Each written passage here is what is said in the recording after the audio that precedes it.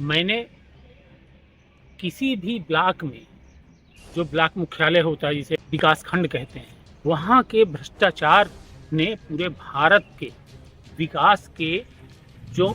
मानक उनको ध्वस्त कर दिया है। क्योंकि विकास खंड जिसे बोला जाता है वो भ्रष्टाचार के अधिष्ठान बन गए हैं।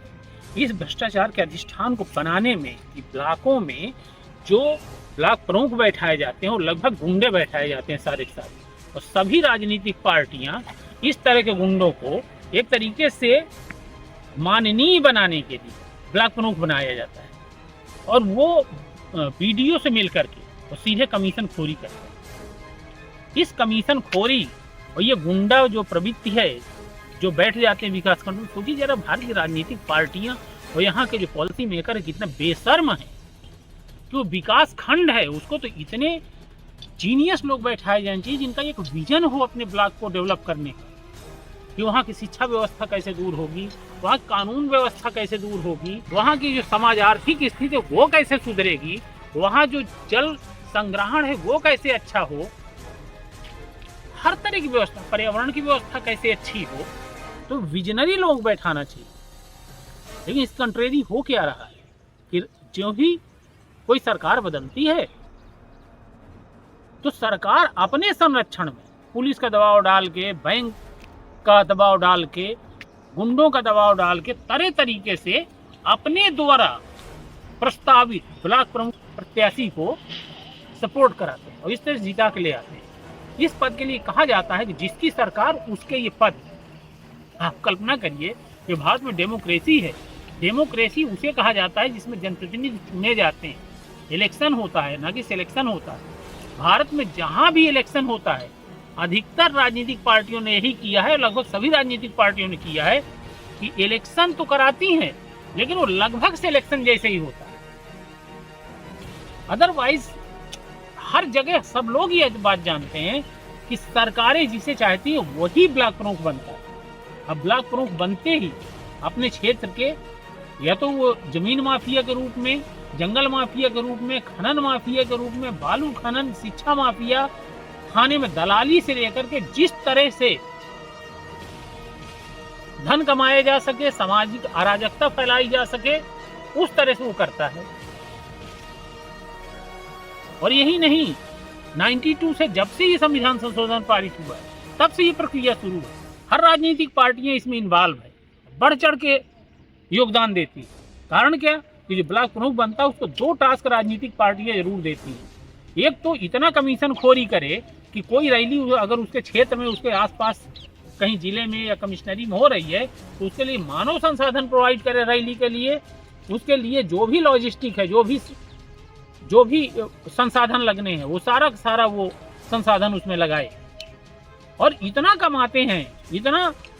भ्रष्टाचार करते हैं ब्लॉक प्रमुख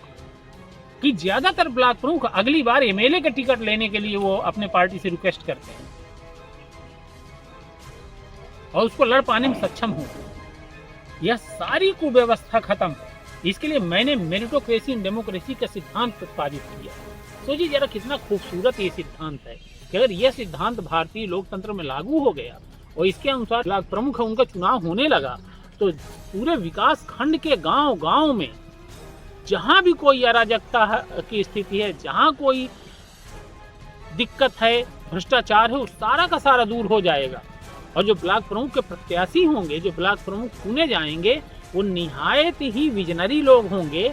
अच्छे लोग होंगे, जिनका भ्रष्टाचार, कुव्यवस्था, जातिवाद, संप्रदायवाद इनसे दूर दूर तक कोई नाता नहीं होगा। तो सवाल इस बात का कि मेरिटोक्रेसी डेमोक्रेसी के अनुसार ब्लॉक प्रमुख चुने कैसे जाएंगे। तो जितने भी उस विकास खंड में बीडीसी होते हैं, ब्लॉक डेवलपमेंट काउंसिल के जो सदस्य होते हैं, उनमें 10% वे बीडीसी, वे ब्लॉक काउंसिल के सदस्य, ब्लॉक डेवलपमेंट काउंसिल के सदस्य जो अपने अपने क्षेत्रों से बीडीसी का चुनाव लड़ते समय, चुनाव जीतते समय अधिक से अधिक वोट प्रतिशत पाके बीडीसी बने हों, वे 10% लोग बीडीसी के चुनाव के बाद ब्लॉक प्रमुख के चुनाव के प्रत्याशी बने और उसी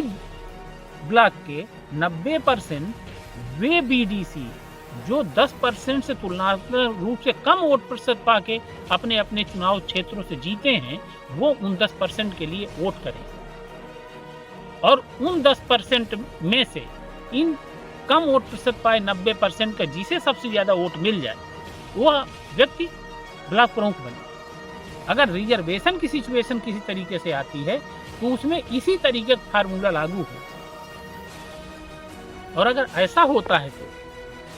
तो विजनरी ब्लॉक प्रमुख आना शुरू हो जाएंगे, जो शिक्षा व्यवस्था को दूर करना चाहेंगे, जो समाज आर्थिक स्थिति को दुरुस्त करना चाहेंगे, सड़कों को दुरुस्त करना चाहेंगे, जल संसाधनों का अच्छा से अच्छा इस्तेमाल करना चाहेंगे, पर्यावरण ठीक रखने का प्रयास करेंगे, लॉ एंड ऑर्डर की स्थिति अच्छी बने उसके लिए प्रयास करेंगे, और उनके ब्लॉक में बहुआयामी विकास हो सके इसके लिए प्रयास करेंगे, न कि कमीशन खोरी के लिए प्रयास करेंगे। और इस तरीके से जो भी विकास खंड पूरे भारत में है, उनकी जो कुव्यवस्था है, कुसंस्कृति है, वह दूर होगी, भ्रष्टाचार दूर होगा और फिर विकास के गीत गाए जाएंगे। और इस तरीके से मैं भारत की जनता से यह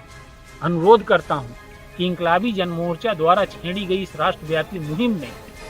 आप तन मन धन से योगदान दें। जय हिंद, जय भारत।